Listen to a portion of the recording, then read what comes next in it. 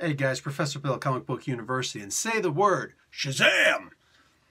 Yeah, anyway, awesome comic book dude. Such an awesome comic book, issue number 4. And honestly, as much as I liked the comic book, the first 3 issues, I had to read those issues without the benefit of the movie. Go and check out my review and all that good stuff, because when you actually see the movie, this comic book just becomes infinitely better. We're going to get into all that stuff. First, credit where credit's due. So this is part 4, Into the Wildlands. Writer Jeff Johns, artist Dale Eaglesham and Marco Santucci, colorist Mike Atiyeh, and Rob Lay on letters. Dale Eaglesham and Alex Sinclair do the cover, and Jim Lee and Alex Sinclair do the variant cover, baby! So, yeah, this was, here, I'm going to say this is my favorite issue, but make no mistake, I just simply like this series a whole lot better after I saw the Captain Marvel movie. Excuse me, the Shazam movie. It's going to be a lot of people like, yeah, that's right, this is Captain Marvel. Well, if it wasn't for DC Comics being a bunch of buttheads way back in the day, then it would still be Captain Marvel. So who do you lay the blame on? Anyhow, what do you call it?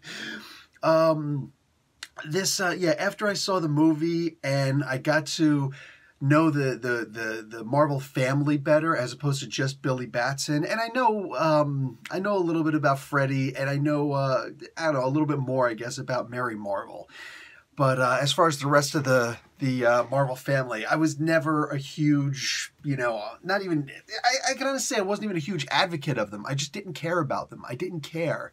Back in the day, their powers, and I don't know if that still exists to this day. Because again, for anybody who's just jumping on, me doing these reviews for this this comic book, I haven't read the New 52 Shazam. I didn't read them. I just didn't care for it.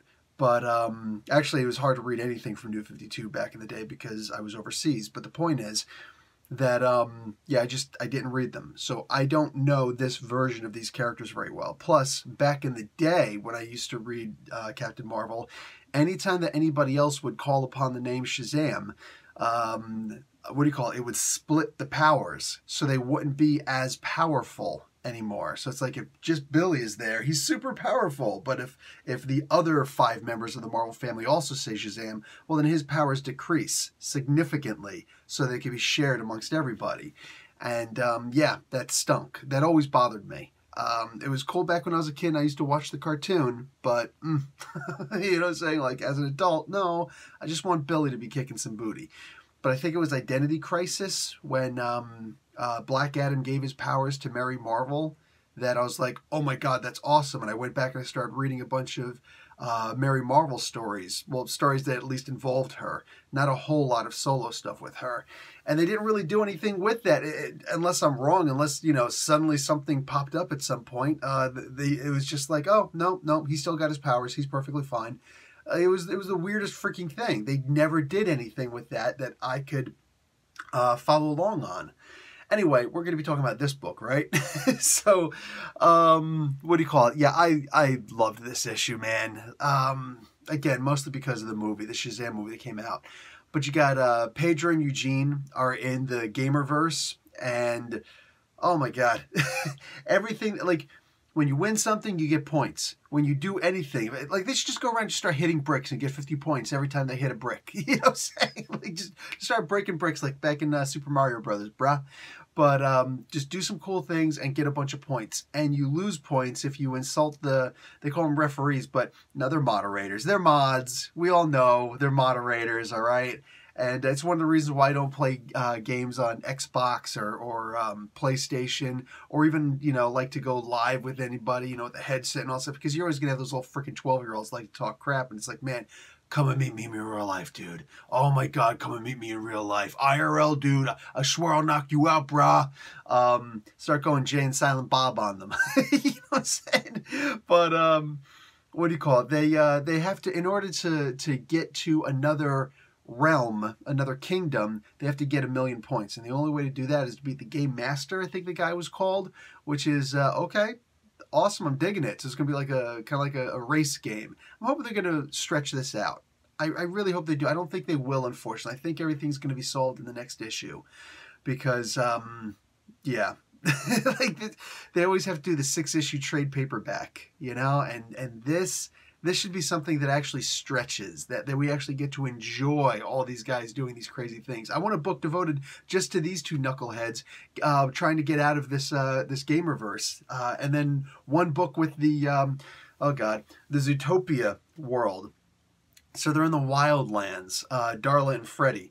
And I'm telling you, man, after the movie, Darla's my favorite. I think I like her a little bit better than Billy Batson at this point. Fight me.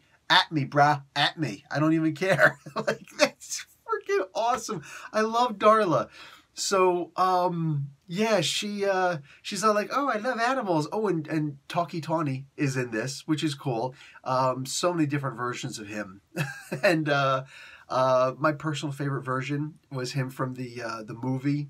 Not the movie, the animated movie, where he was actually an Ifrit. He was actually a powerful, subservient basically to the wizard Shazam. That was my favorite version of him. He posed as the homeless dude. That was awesome. But anyway, here he's basically the original Tawny from back in the Fawcett comic days. The thing is, it's a really rough neighborhood. They can call it the Wildlands if they want. This is what if the DC EU took over Zootopia. Everything got darker.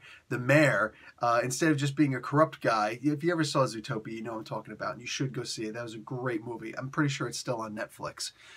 But you have the mayor here who apparently eliminated, he sent all the humans into extinction, meaning killed them all. He went out on hunts. He was Craven the Hunter, hunting Craven the Hunter. And he... so all the humans are gone. So when they see Darla and Freddy, it's like, oh, what do we have here? They're freaked out and they arrest them. It's like, we're going to feed them to the tigers. Man, so I get the feeling they're going to meet Talkie Tawny in the next issue. I'm really hoping that's going to be the case. Meanwhile, they're screwed because they, unlike all the other members, don't have their powers. You know what I'm saying? What happens? Eugene and Pedro probably have it the easiest. Probably. We'll see next issue. I keep talking about the next issue because I'm too excited for the next issue, man. Like, I'm hot and bothered for that next issue, dude. I liked this series so far. I liked it. I didn't love it. At this point, I love it. After seeing that movie, nah. This is like, I don't know about comic book #1 for me, but this is on the top of my hit list. This is up there with like Immortal Hulk and all that stuff. And I don't take this as seriously as the Immortal Hulk, but I love this comic book for different reasons on the same level. Wow, after that movie, dude. What do you call it? Billy, meanwhile, finds out a dirty secret from Kid Candy. This King Kid, excuse me. This knucklehead. I'm thinking Wreck-It Ralph with the Kid Candy thing. Anyway, King Candy. This knucklehead, Kid King, he is perpetually a kid forever. He wished it on his wishing stick, which Billy and Mary are going to have to get out of this dude's hands. The kid only keeps the kids who come to his land until they become adults. He doesn't let them perpetually stay kids forever. Once they do turn 18 or so, that's it. They go into the below. They go down below the city where they are worked unto death, keeping the city fun for all the new kids who come in.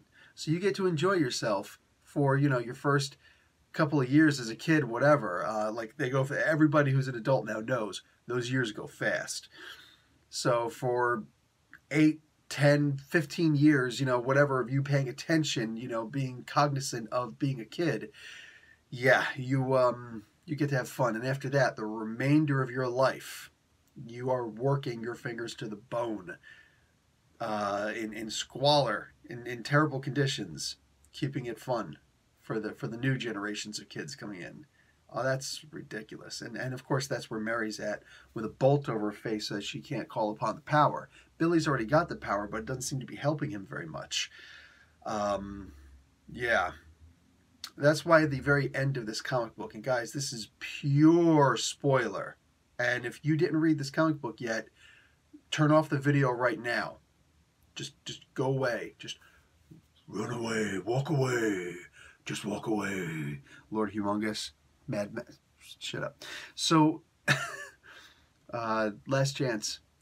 Black Adam sees the map of all the different kingdoms, and he's like, you know, there's a reason why these things were shut down. Ugh. And the next issue is called Black Adam to the Rescue.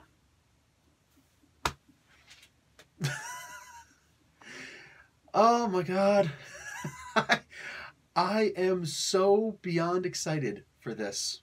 At this point, I don't even know what to tell you, bruh. I don't even know what to tell you. So, yeah, we're going to get Black Adam already in this series. I am looking forward to I am so looking forward to the next issue, guys. Forget about it. If this is not on your list at this point, then you need to go see the movie so you can put it on your list, because I am in love with this comic book. I understand these characters a lot better now. You know, like instead of trying to find out, you know, more about these characters. Nope, I understand these characters pretty damn well right now, and I am excited to see them all. They've all got a personality, individual identities now because of this movie. I'm telling you right now, guys, it took a bit. It took me actually reading this comic book to see this. But at this point, I understand these characters better because of the movie, and I love and feel for these characters because of the movie. So this movie might just very well be the best. Like, I know I loved Aquaman. It was great, whatever, blah, blah, blah.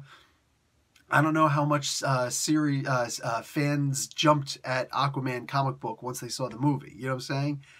But I'm telling you right now, if people enjoyed the Shazam movie and they jump on this comic book, it's like the exact same thing. It's like, oh, this is just the further adventures of the characters. So, yeah, this could have maybe been timed a little bit better so that by the time that your average audience, not the early access audience, gets to see the movie, forget about it, dude. Forget about it. Let them go see the movie, and then this trade paperback should have been out by now to put out, and you know, like all the bookstores, when people say, that was a good movie. Hey, the bookstore's still open. Let's go see if we can find a nice trade paperback. And as soon as you walk in the store, there's about 100 of them, and Jeff Johns going, give me your money. Because yes, that can happen. So this could have been timed a little bit better. That's the only gripe I've got. But man, you could jump out of that movie and right into this, and this just feels like part 2 to that movie. This feels like the further adventures of the Marvel family, if they can indeed be called that, because this was amazing. Guys, definitely get this. Go back to, like, seriously, I think that when I'm finished reading all my comic books for this week, I'm probably going back and reading again and starting with issue 1. Because, you know, I have all the floppies. Why the heck wouldn't I at this point? Just have a whole new look on this. Great comic book, guys. Great comic book. See the freaking movie. I'm out. Professor Bill, Comic Book University. Class dismissed.